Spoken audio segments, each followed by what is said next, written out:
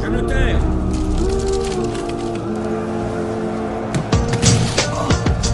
De position.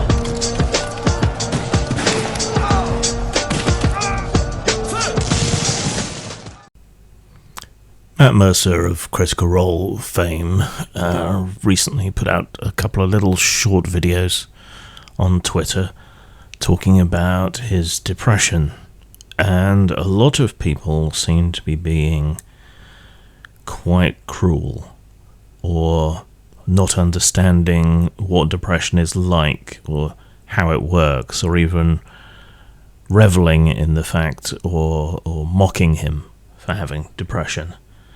Now, I'm not saying that you can't make jokes about depression. I suffer from quite severe clinical and chronic depression. I have officially since 2007. And I make jokes about it myself, like, I have suicidal depression, but I'm still here. So killing myself is yet another thing that I'm shit at. But there's having a joke or disagreeing with someone, and there is being sadistic and cruel. Maybe I'm just feeling a bit more frangible lately. That's a lot more of a macho way of putting it than fragile. But it is getting harder and harder for me to tolerate people's casual cruelty just for an easy life, even when I understand where they're coming from and why they're like that, why they act in the way that they do. Yeah, I have compassion for where this comes from. Hurt people, right? Yeah, I've been hurt, hounded, misrepresented, banned, cancelled, shunned, all of it. I've had my moments when I've been a less perfect version of myself. They are those moments otherwise known as all the time. But I've had moments where I've been cruel to try and get back at those who hurt me or those in their camp. But I realise even while I'm doing it that it is unworthy, and I strive to be better than that, with varying degrees of success at different times.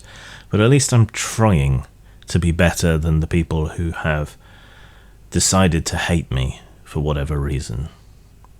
And then there's the usual bullshit you get around whenever you talk about depression, like, just lift, bro, and think yourself better, and all of that kind of nonsense. Or the idea that wealth or talent, or whatever small measure you might have, somehow insulates you from depression or suicidal tendencies or any of the other manifestations of depression. But it doesn't. None of those things do. None of them make a difference. Robin Williams, brilliant comedian, barely a miss in his whole career, wealthy, talented, killed himself. Well, apparently he was also rather ill, but still, I'm sure his family would have liked him to stick around. Chris Cornell, brilliant musician, singing voice to die for, had success with Soundgarden, in a solo career, and with Audio Slave, still killed himself. Anthony Bourdain, chef, traveller, erudite, successful, wealthy, projected an image of a kind of punk rock, give no shits sort of guy, killed himself. The wealth can only make you happy up to a point. Success can only make you happy up to a point. Talent can only make you happy up to a point where it supplies your living needs and enough extra that you don't have to worry. Past that, wealth at least certainly makes little difference, and depression robs you of confidence in any other qualities that you might have. The depressed brain often stops taking joy in things, and it's not something you can just think away or exercise away. It's not being sad, right? It doesn't necessarily have a reason. It hits like grief, but you're grieving yourself, kind of. There's no actual missing person to fixate upon or to process the loss of. It is as unbearable as losing someone you love and knowing there's nothing that you can do about it. That's what it hits like. Will or would millions of dollars make you feel better about losing a loved one? Will the wealth or success help somehow? Will it bring them back? Can you take it with you when you die? Depression hits like that. It's unbearable. It's despair. It's grief. It's not rational. It makes you see a world without you in it as a better one. It makes you believe everyone would be better off without you. What a lot of people get wrong about suicide is that when you're in the depths of depression, it isn't a selfish act. It is a generous one, as no one will have to put up with your shit anymore and the world will be better off without you taking up space, taking up people's time, bringing everybody down. Mercer may arguably have had a deleterious effect upon our shared hobby, arguably, as I say, but he's still a fucking human being and worthy of some basic sort of respect and compassion. Sure, it is silly and a little self-aggrandizing to get depressed over events that you can have zero influence over and bear zero responsibility for, like the current mess in Israel/Gaza.